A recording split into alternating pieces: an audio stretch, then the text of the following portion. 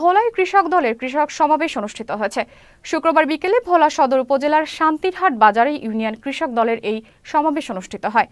চর সমায়া union কৃষক দলের সভাপতি মোহাম্মদ ইয়াসিন শনির সভাপতিত্বে সমাবেশে প্রধান অতিথি ছিলেন ভোলা জেলা বিএনপির আহ্বায়ক গোলাম নবী আলমগীর।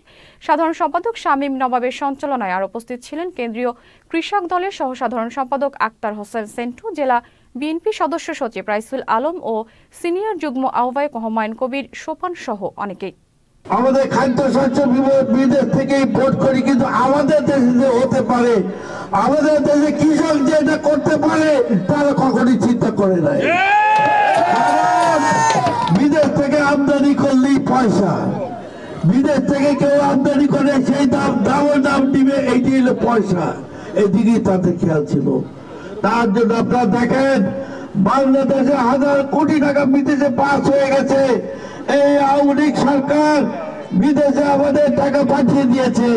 তারা লন্ডন আমেরিকা থেকে আরম্ভ করে অস্ট্রিয়া মতো তাদের বাড়ি গাড়ির অভাব নাই, কিন্তু আমাদের দেশে জিনিসের দাম বাড়ছে, কারণ ডলারের দাম বাড়ছে, আমাদের টাকার কোনো দাম নাই।